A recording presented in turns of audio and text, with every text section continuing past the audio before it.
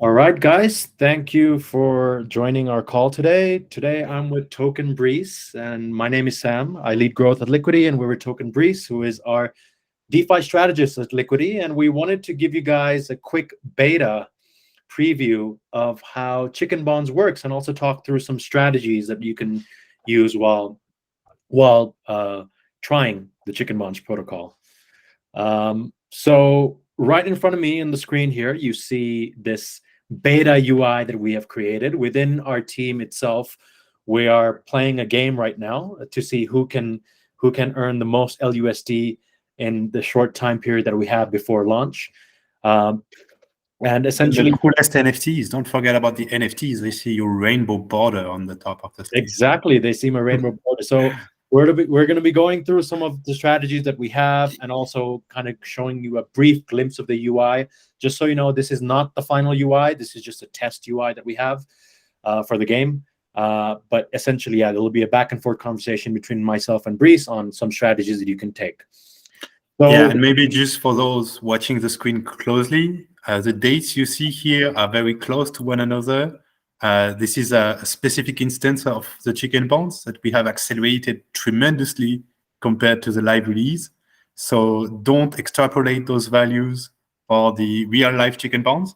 You see here that there is a break-even and rebound in a day.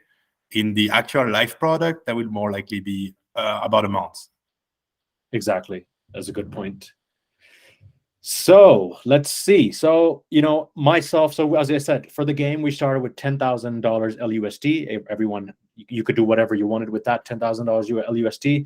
Personally, what I decided to do was create 3 separate bonds.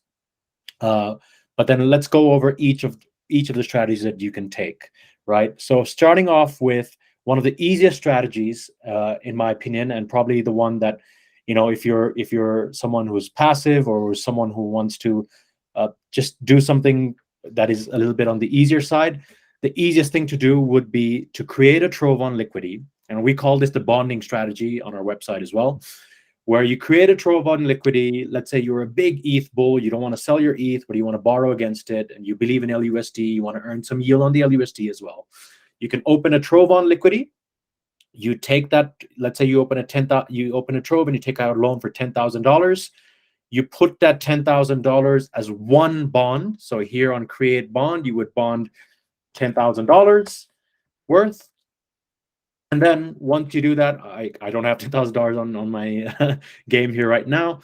And once you do that, what you essentially do is you wait until the break-even time, when your accrued bLUSD exceeds the LUSD that you have. Then after that happens, and I'll just show you, let's just say, for example, that I'm doing that right now. We'll just use this example for today. So I've deposited LUSD. You see that my accrued value is 4,500. So that is essentially, I'm earning already a little bit extra on the deposited amount that I have. So let's just say I'll do that for today's sake. I'm gonna jeopardize my own game to do this. Claim your bLUSD. I mean, who knows if it's still paralyzing? Let's see. What's the state of the LP? Yeah, that's another thing we need to take into account.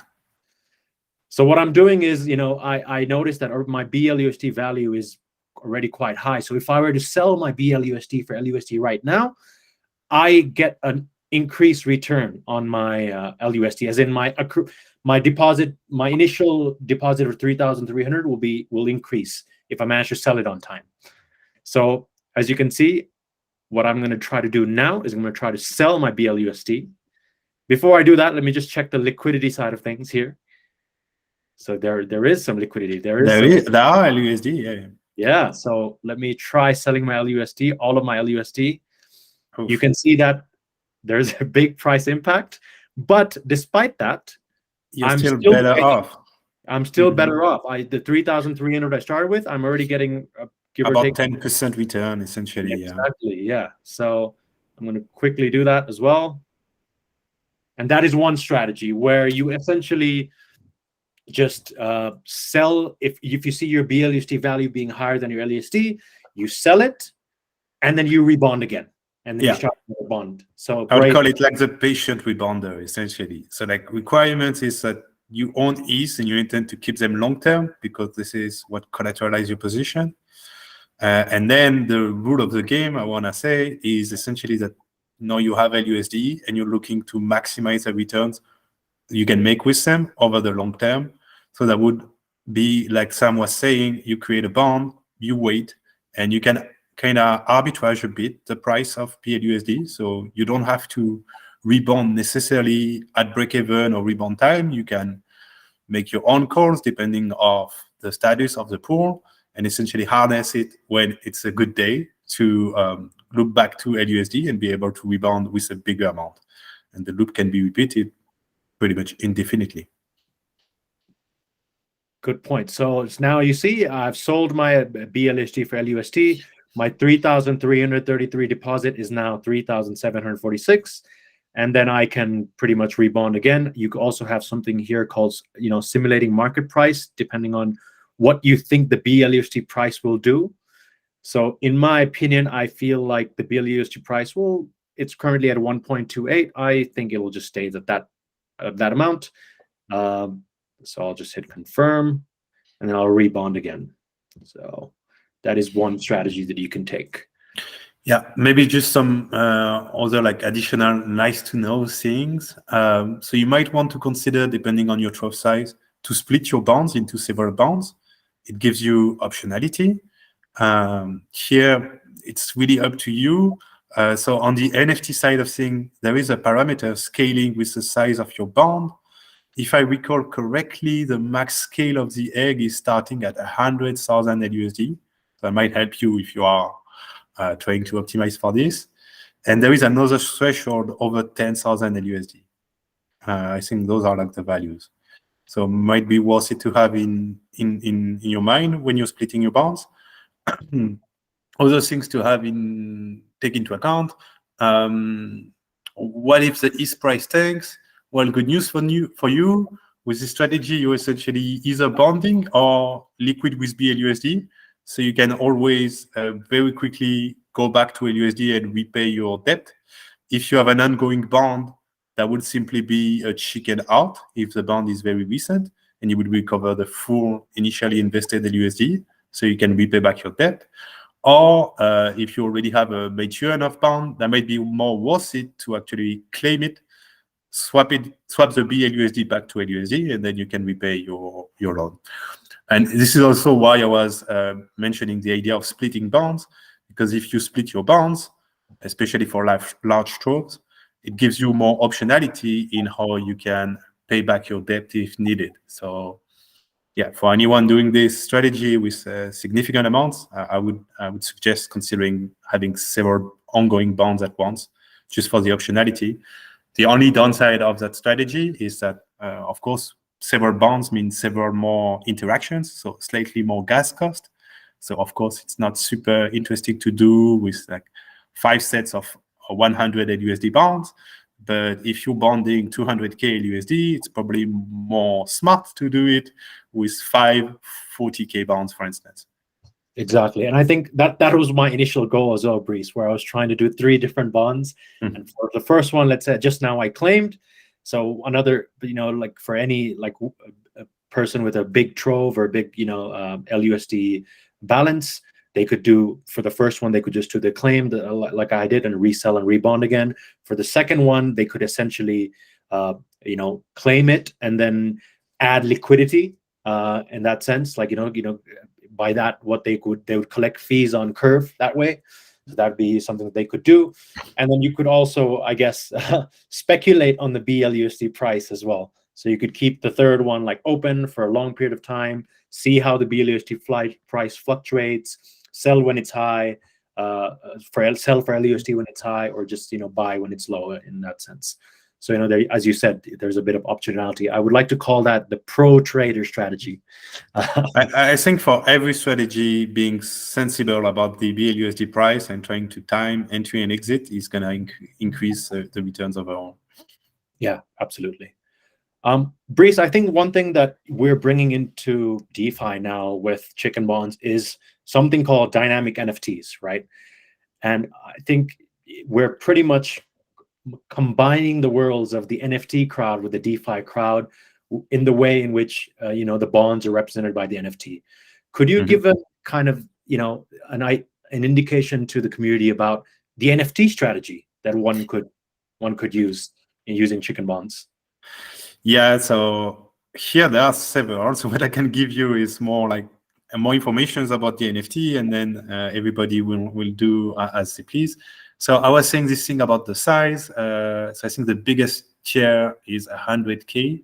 So if you want to have the rarest NFT, that would be pretty much a requirement. But it's not, it's just a scaling attribute based on the bond size. So the actual rare attributes are more based on your luck. So yeah, as you can see, you have several variants for the NFTs. They have, so at the egg stage that you're currently seeing on screen, they have the size of the egg we already discussed. There is the border, the card itself, and then the color of the egg. And each have several variations, but essentially the rarest one are, you'll recognize them when you see them. So they are gold or silver or rainbow variants for each of those parameters. And a special one for the egg that is luminous. It's like a little glowing thing. And maybe we don't need the full details about rarity distribution, but essentially if you want to aim for the rarest possible egg, in the current state, there would be a rainbow border, rainbow card with a luminous egg in maximum size. And without going into too much detail, why is it a disparate coordination? So, you have two rainbow attributes and one luminous, simply because we have this notion of affinity in the way attributes are distributed. So essentially, they are distributed sequentially. So first the border, and then the card, and then the egg, if I'm not mistaken. And so depending on your previous worlds, you might have better odds for specific worlds on the next one from the same family. So to be more explicit, if you got a rainbow border, you are more likely to roll a rainbow card or a rainbow egg. Same thing if you got a gold border, for instance. And so this is why we end up with the rarest of them all being two rainbow attributes and one luminous.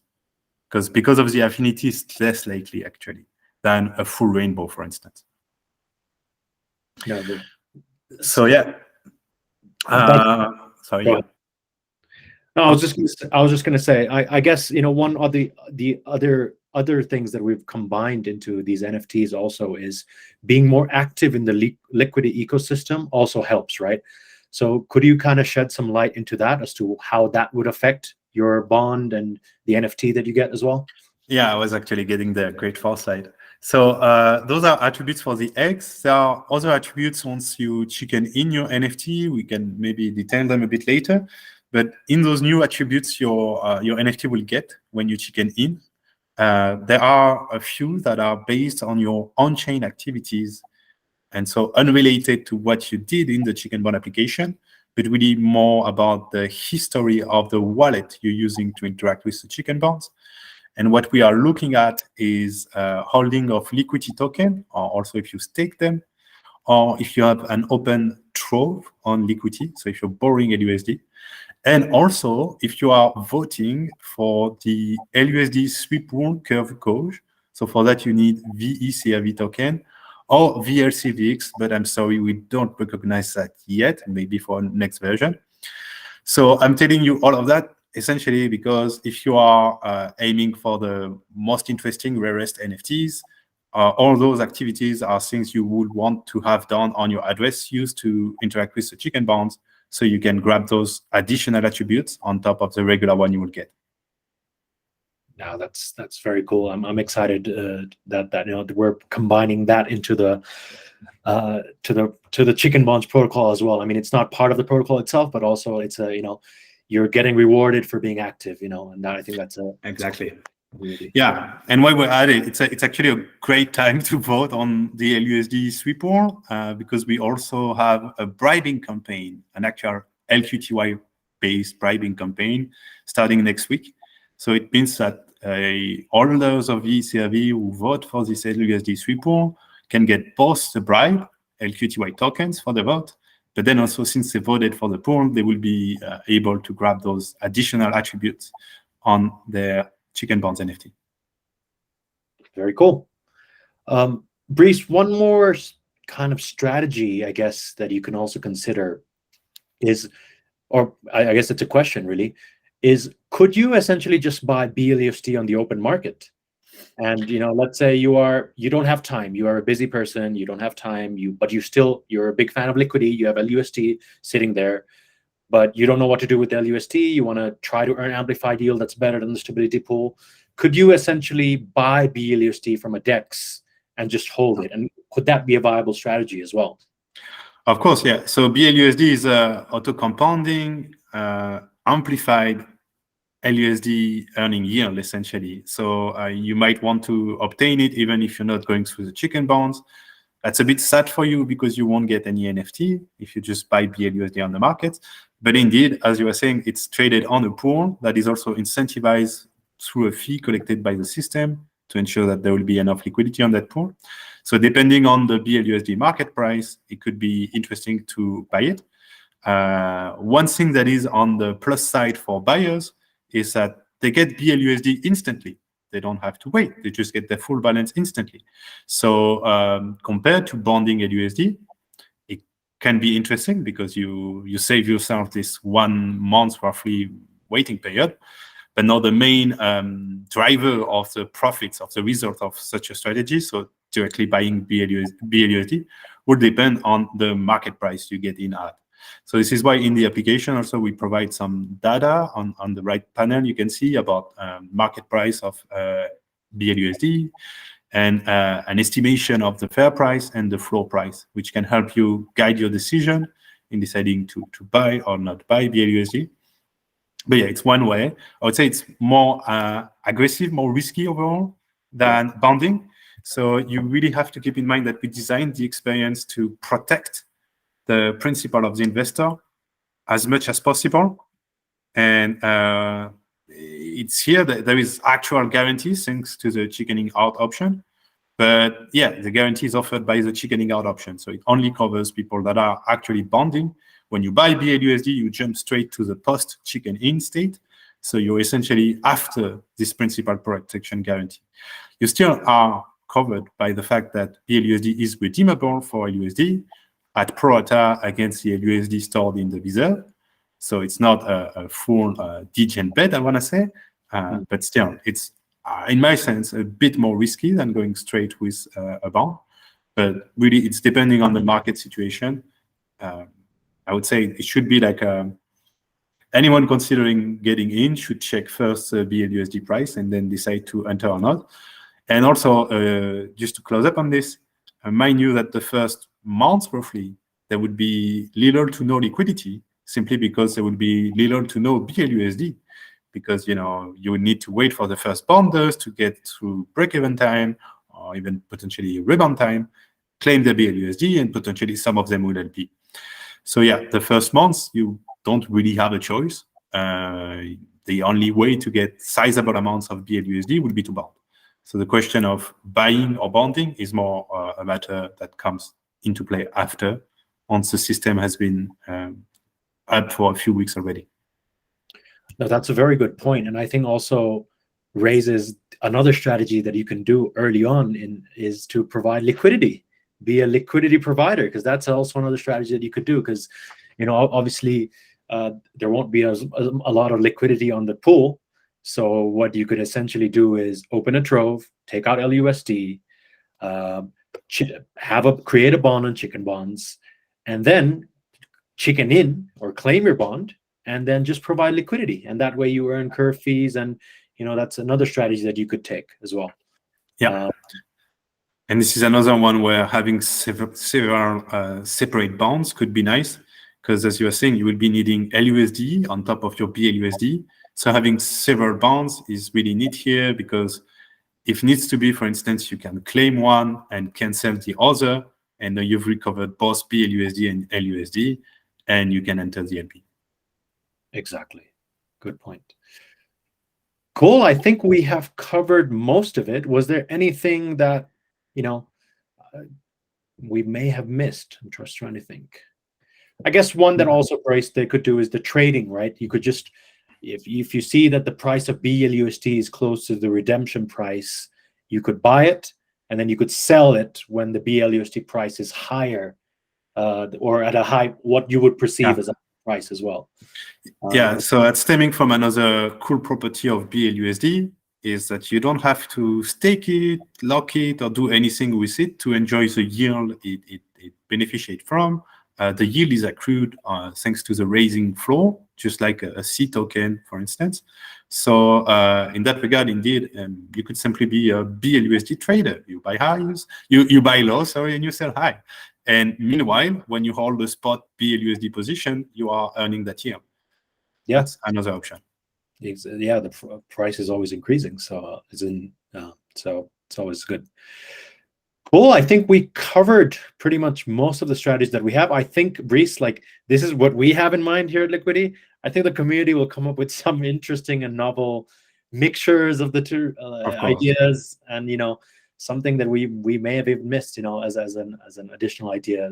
And we're looking forward to seeing that, really.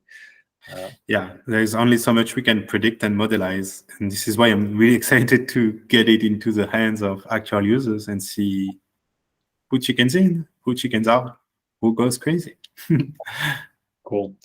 As just a disclaimer again, like the UX that you just saw that we shared, it's just a beta. It's just sort of a test game that we're doing internally. But we just wanted to get, along with the articles and stuff, we just wanted to have some sort of visuals for you guys to have an idea as to what are the different strategies you can take. I think we can wrap up now. Brice, thank you so much for joining. My pleasure. And I'm excited, for the launch.